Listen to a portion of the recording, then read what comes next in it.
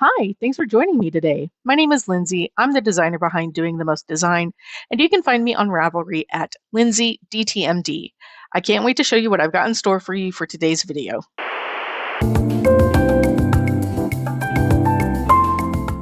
First, let's talk about fiber. So the pattern as written is written for two colors. However, I don't want you to just make it in two colors if you don't want. It's also written for two monochromatic colors.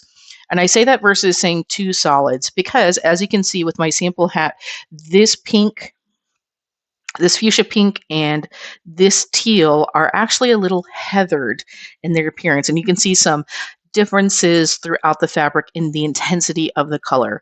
I really like that. However, I do think that brioche knitting in particular down here looks super rad when you have a variegated yarn and a solid yarn.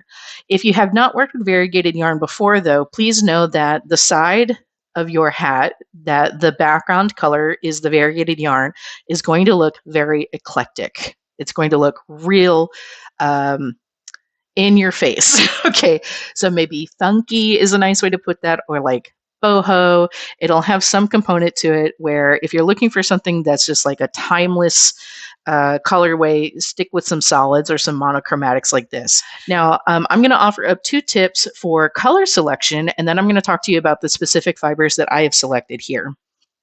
Now, one thing in terms of color selection is I am real bad at color theory. I actually don't know that I am any expert whatsoever to talk about color theory. I only have this one trick to offer you, which is take your two fibers that you want to make your hat in, go stand outside in a lighting setting that is going to be comparable to the lighting in which you'll wear the hat. Take a photo of your two yarns side by side, and then turn on the black and white filter on your photo and see if you can tell the difference between those colors. So, full confession, in this hat, the demo hat right here, we have very bright lighting. I have a ring light kind of above my camera setup right here. And you can really distinctly tell these colors if you have full color spectrum vision. However, if you take a photo of this in black and white, you actually can't tell the difference between these colors. So for the purposes of like a demo hat, this is totally fine. But if I wanted my pattern to be very legible from a distance, I would want to make sure that I pass a black and white color check like this. Now, that is not a hard and fast rule. It's just an idea. It's a tip for you because later I'm going to make a suggestion about how you can make this and kind of make it look like a cupcake, which could be super cute. But if you're doing cupcake colors like white and pink together, white and pink are not going to pass a black and white photo test. So that's just one tip for you in order to really make maybe the brioche knitting stand out very strongly. But if you don't want it to stand out strongly, then pick whatever colors makes your heart sing. You know what I mean? Okay, the second tip that I have for you is that if you don't have in your mind's eye a ton of color palettes just at your disposal, there is a free resource. I'm not getting any kickbacks for this, they're not paying me. But if you go to canva.com/colors, they have 3 or 4 different tools that you can play around with. One is going to be a color wheel. So if you select a color, it'll show you the complementary color, which means on a color wheel like this, it'll show you the direct opposite of whatever color you have selected on the color wheel circle. And it'll show you tertiary colors, which means whatever color you have, if you draw a triangle that's, an equilateral triangle, those are the two colors that are equilateral on the color wheel from the color that you've selected. And then they'll also show you quaternary colors, which means that it'll show you on the color wheel a right angled square. So everything that you select is 90 degrees away from the color that you have originally identified. They also have on there a web page where you can look at over 6,000 palettes of 4 color combinations. So it's way too much to actually browse through, but if you just take a stab in the dark, maybe you can find a color scheme that can help you branch out from just doing 2 colors into doing 4 colors. If you do want to knit this in 4 colors, I think that is a really great idea. And here's at least one suggestion for how you can turn this from 2 colors into 4 colors. One thing that you can do is to select one main dominant color, which will be the background of the outside, and then will become the motif on the inside. We'll talk about that in a moment. And then select 3 other colors that kind of all go together. So I'm going to use the example of like black and pink, just because I think that can be a really grungy but cute way to restyle this hat. So if I were to use black, then on the outside, all of my base color, my background color here will be black. And then I can do this first motif in a dark pink color, the second motif in a medium pink, and then the top in a light pink color. And then that means when I turn the hat inside out and I'm looking now at the inside fabric, my hat will have all 3 motifs as black, but I'll have a horizontal stripe of dark pink, a stripe of medium pink, and a stripe of light pink moving into the crown. That's one thing that you can do in order to sort of change up this hat and do something a little bit more unique with it. And you don't even have to stop at doing a main color and stripes. You can do stripes on both sides if you wanted to do that. So for example, even if I were to take just these 2 colors, then I might swap every repeat of the motif going up the hat. I might just change so that right here I have a stripe of the blue with a motif that is in this multicolored yarn. And then here I can do a stripe of the multicolored yarn with a blue motif, and then go back to my original where I have a blue background and the motif is this multicolored yarn. So those are just some suggestions for you in terms of trying to select your colors, because I want you to be able to style this hat in a way that really is emblematic of you. All right, so that you have a lot of pride in how this hat turns out at the end. Now, let me tell you about the 2 colors that I have personally selected here. One of the great things about this project is that it's just a hat. So don't necessarily recommend that you go out and buy brand new yarn. Instead, try to do some stash busting if you have enough yarn. But if you do want to go out and buy new yarn, try to save as much money as you can and get the mini skeins of yarn, or like the little yarn cupcakes instead of the yarn cakes, just so you can save a little bit of money for yourself. The hat pattern calls for about 150 yards each of 2 separate colors. And then if you do follow my suggestions and turn it into 4 colors, then you need even less yarn of each color, especially for the colors that you'll be doing stripes. What I have selected here is, this is a fingering weight yarn. This is from a company called Sea Change Fibers, which is from roughly Northern California. This is their literal fingering base. And then this is the entire skein caked up. And then I kind of was working on a project and then I frogged it. But this is all 437 yards. I'm not going to need even a fraction of that in order to complete this hat. It is 100% merino and it's in the color Sea Hag. Now, this skein right here that I purchased, I was getting materials for a sweater pattern that I finished a couple of months ago. So this is leftover yarn from that project. This next fiber right here, I used to belong to a knitting guild when I was living in Central Texas, and I actually knew this indie small batch dyer. Her name is Lisa Urban, and you can find her on the internet as The Knitting Artist. She has a website. She's a high school art teacher, and she finds really cool paintings that inspire her dyes.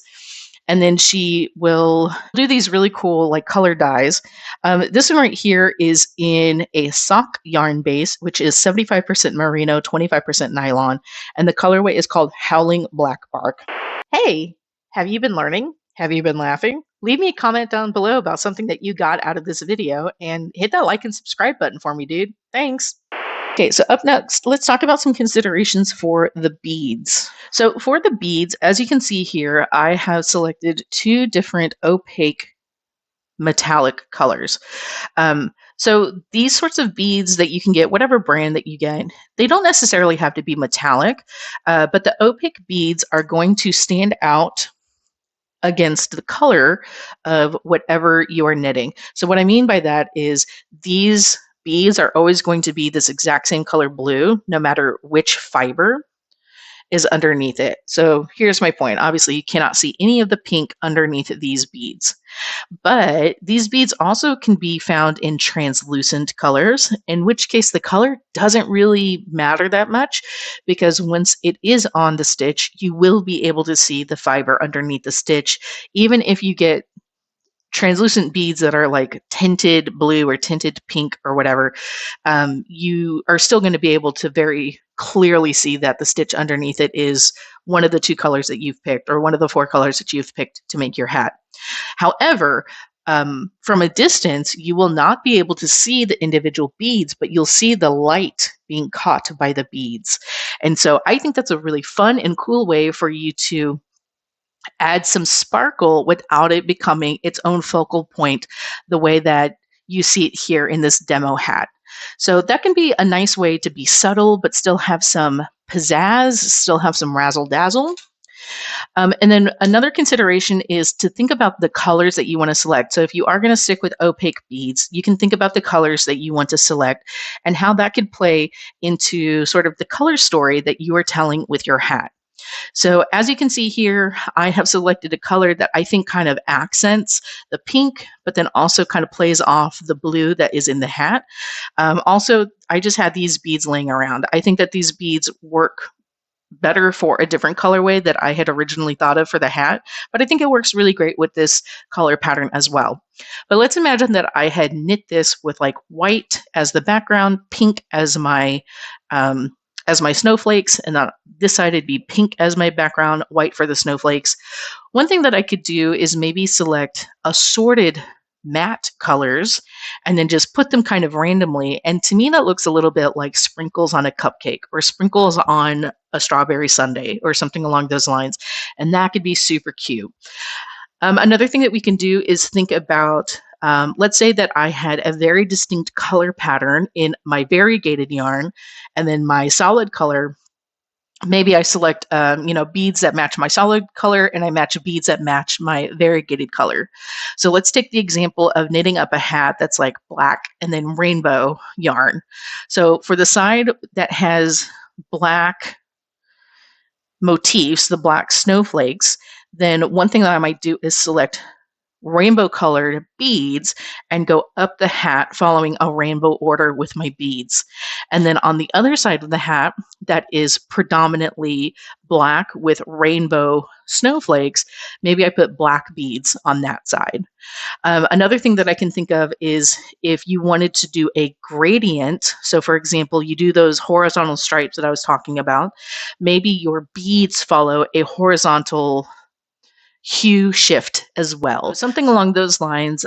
You get to play around so much with it. One little caveat that I'll add is that the glass beads that you can buy are relatively cheaply made. They're just fabricated very quickly and not elegantly, I guess. So no shade on people who help to make these beads, but there are several beads that are going to be imperfect. So either the hole is not completely formed. So what you'll see is on one side, the hole is open. On the other side, the hole is closed or non-existent. So that kind of thing can happen. Or maybe you find beads where, yes, it has a hole that goes all the way through, but it's not large enough even to get a 1.0 millimeter crochet hook through them. So I do recommend that you buy more beads than you'll think you'll need. And when you look at the hat, sure, this just looks like a small smattering of beads, but whatever number is here on this face, you then have to multiply by 3 because you have 3 different repeats of that motif. And then you have to multiply it by 2 because you're going to do the same number of beads on the inside as you do on the outside, if that's how you would like to knit the hat. So having said that, I do think err on the side of more beads than not. And then my last little note is don't spend a lot on beads if you can help it, because, there's no telling how many times you're going to use these beads for other projects, especially if you don't typically add beadwork into your knitting. This vial right here, I found at my local Michael's for exactly $4.99 before taxes. And so I already had a $5 voucher sitting in my email inbox. So I walked up, I used that $5 voucher. I did not even pay sales tax on this. This was free, baby. So I highly recommend use that. That's a little life cheat code for you right there for the beads. Okay, so those are all of my thoughts about yarn and beads. Next, I'm going to talk to you about why we want to use 3 different size knitting needles for this project. Hey, have you been learning? Have you been laughing? Leave me a comment down below about something that you got out of this video and hit that like and subscribe button for me, dude. Thanks. Now let's take some time to overthink the knitting needles as well. Haha. Earlier, I made the recommendation that we will have a US 4 on the right hand needle and a US 3 on the left hand needle. One of the tips and tricks that I've learned in the last couple of months about improving your knitting speed, especially with stockinette stitch, is to change your left hand needle to be one size smaller.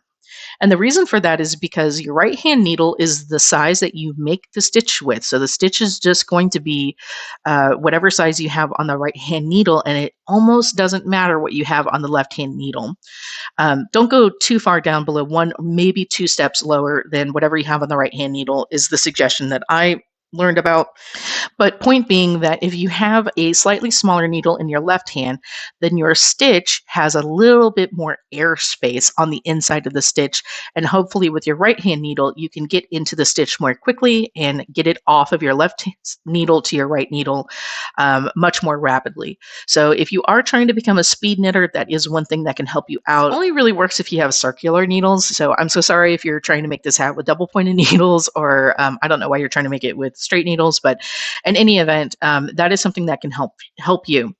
I will also add that if you know that you are a tight knitter who is constantly fighting to get into the stitch on your left-handed needle, this could be something that helps save your hands. So if you find that you have a lot of hand pain after knitting, and you just yourself notice that your fabric doesn't have as much stretch to it compared to maybe like photos that you've seen of the project that you should have completed, this might be one way to help you get into the stitches. This will not make you knit looser, but this might prevent you from straining your hands so much because of how tightly you knit, until you kind of learn how to adjust so that you're not knitting so tightly. So this can be something that's very helpful for you regarding that. However, this tip in particular is not just so that you can become a speed knitter. I'm going to zoom in pretty close here to my work. As you can see here, whenever you are adding a bead onto your stitch, the bead is choking up on the stitch. So this is the top of the stitch that this bead is on. And then I'm going to pull out from underneath. This is the bottom of that stitch. So as you are putting on the beads, this part of the stitch that I'm holding up here, that I put my little pointer needle through, this part of the stitch is going to be the size 4, which is this one, which is this one. This part of the stitch is going to be a size 4, and in a very literal technical sense, this stitch is going to be longer than the stitches next to it because we have to leave room for the bead and then also add enough for the barrel of this needle in particular. However, as that stitch moves around your cord, this bead might start moving up on that stitch because you won't have the width of this needle filling that entire space. So as the stitch moves along the cord and goes into a smaller space, you might find that it's useful to have one size smaller in your left hand so that you have a little bit more breathing room between the needle and the stitch so that you can get your right hand US 4 needle into the stitch before you knit it and move it off. So using a size 3 helps me get into this part of the stitch more easily so that I can then make this stitch right above. So that is my suggestion. If you have an interchangeable needle set, please take advantage of it so that you can save your hands, get into this project in a way that you feel really confident with. And yeah, that's the end of my suggestions for that. Thanks for making it to the end of this video. If you have not done it yet, hit like and subscribe so you can be notified when I put out more content for you. I'd love for you to connect with me on Ravelry at LindsayDTMD. Check out my link tree for a collection of my projects. And if you're able to, leave a cash tip for me at my Ko-Fi page. All links are in the video description below. Don't forget to be kind to yourself as you learn, and thanks for spending your time with me. Bye!